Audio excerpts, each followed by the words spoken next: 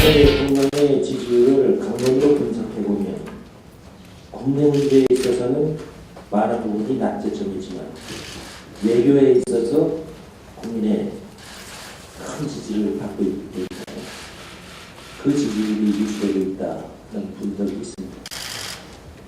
그런데 실상을 까보면 국내 문제보다 오히려 우리가 처한 외교적 위기가 더 심각하다 이렇게 지적하는 전문가들도 계십니다. 박근혜 대통령의 외교 정책을 말하는 구호로서 신뢰 프로세스, 동북아 평화 협력 구상, 동북아 평화 협력 구상 이렇게 얘기합니다만 이것들이 과연 어떤 시도를 거두고 있는가? 내용이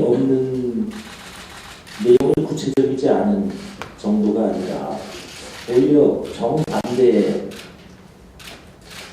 문제를 이야기하고 있는 것이 아닌가 하는 지적들이 있습니다. 신뢰 프로세스라는 것이 신뢰를 구축해가는 프로세스여야 하는데 박근혜 대통령이 말씀하는 신뢰 프로세스는 신뢰할 수 있는 상대하고만 이야기하겠다 하는 것이 아닌가.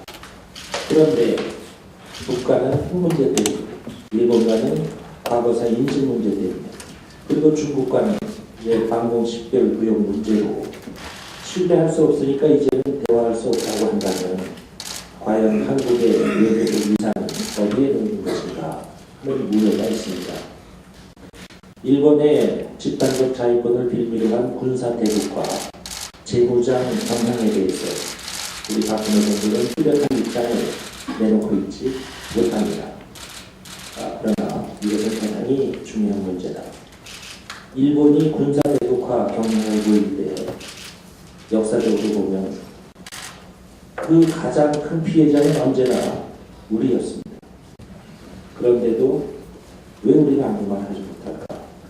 일본의 재무장은 동북아 각국의 재무장을 촉진할 것이고 군비 증강을 촉진할 것이고 그럴 때 아마도 가장 난처한 위치에 놓이게 되는 것이 바로 대한민국이 아니겠는가 하는 걱정이 있는 것입니다. 오늘 이 얘기되는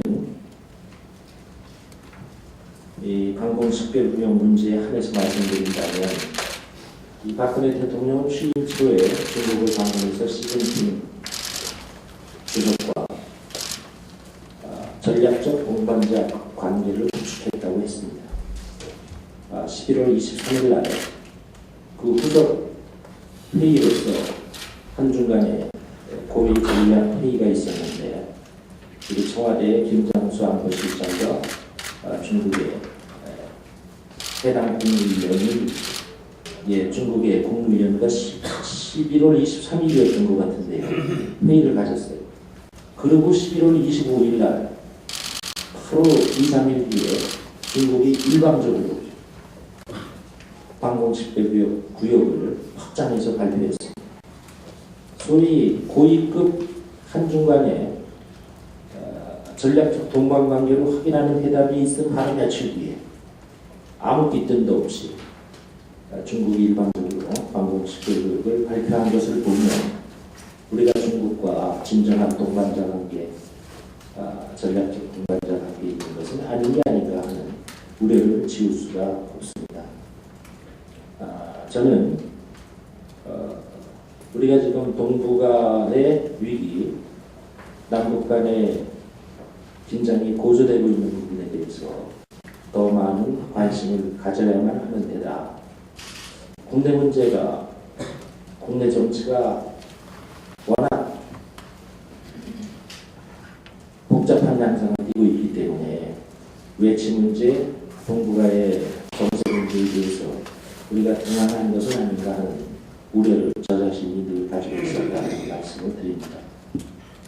자칫 잘못하면 우리의 외교적 위상이 빠른 속도로 추락할 수도 있는 이런 상황에서 우리가 제대로 현실을 인식하고 해결책을 해법을 모색해야 한다 하는 생각을 문제의식을 가지고 있다는 말씀을 드립니다.